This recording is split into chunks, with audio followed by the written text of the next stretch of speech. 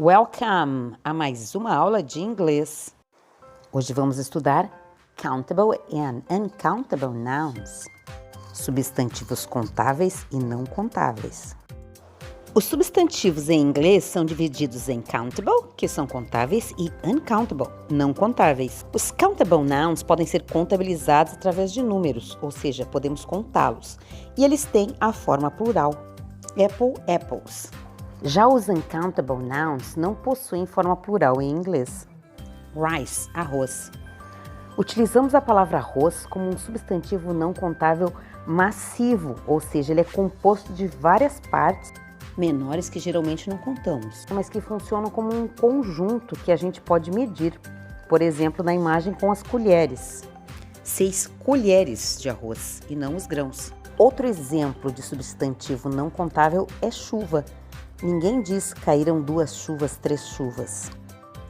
Com os countable nouns, podemos usar os artigos a, an ou um número 1, 2, 3, 4 antes deles. Nós podemos contar as apples, por isso elas são countable. Podemos dizer an apple, 1 apple, 2 apples, 3 apples e assim por diante.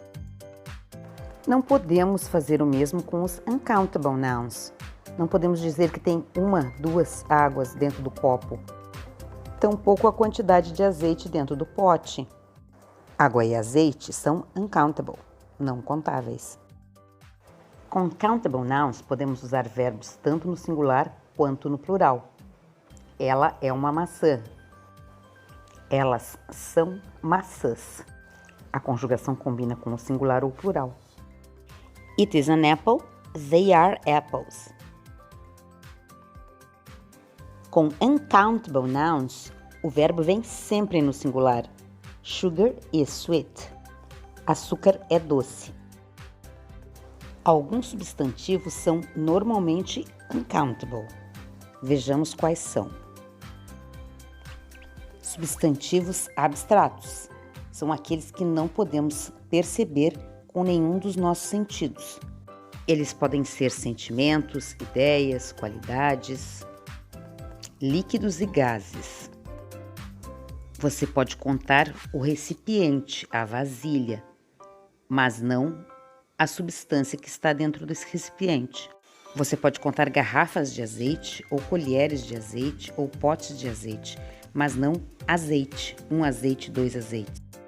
Alguns exemplos são oil, milk, smoke, oxygen, carbon dioxide, fog, water. Se você ouvir alguém pedindo 1 coffee, 2 coffees, não fique confuso. O fato é que a pessoa está pedindo 1 cup, 2 cups of coffee. A palavra cup, uma xícara, fica subentendida. Ela não é falada, mas é compreendida. Cups são contáveis, então é possível usar os números antes da palavra. Alguns elementos são feitos de partes menores que são consideradas como um todo. Para mencioná-las, geralmente usamos medidas, uma xícara, uma colher de sopa, ou expressões como muito, pouco, algum. Ninguém pede para colocar 300 feijões no prato, mas uma colher, uma concha. Por isso, esses elementos são uncountable. Materials: wood, steel, gold, cotton, ice, leather, wool. Substantivos que dizem do que alguma coisa é feita normalmente são não contáveis. Você contará, por exemplo, barras de ouro, novelos de lã, pedaços de madeira, mas nunca o material em si. Alguns alimentos são não contáveis, principalmente se temos que cortá-los em pedaços menores para podermos comê-los.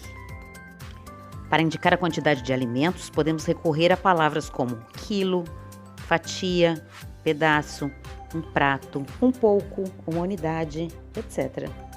A kilo, a slice, a piece of, a liter, a plate. I ate a slice of cake. Eu comi uma fatia de bolo. Fatias são contáveis, bolo não. Se você disser eu comi um bolo, vão entender que você comeu um bolo todo.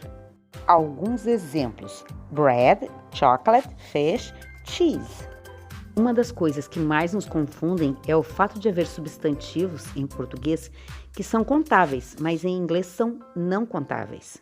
Exemplos: furniture, mobília, advice, conselho, information, informação, work, trabalho, money, dinheiro, luggage, bagagem, news, notícias.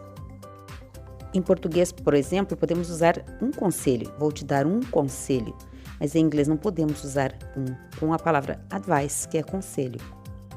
Veja o exemplo: Can I give you some advice? Posso te dar algum conselho? Sempre usamos outras palavras para dizer a quantidade a que nos referimos desses materiais. Essas palavras são contáveis e podem ir para o plural. Para contar líquidos, por exemplo, podemos dizer cup, xícara, glass, copo, jar, liter, some, um pouco. Não perca o próximo vídeo, onde falaremos dessas palavras usadas para expressar quantidades. Até o próximo vídeo. Bye!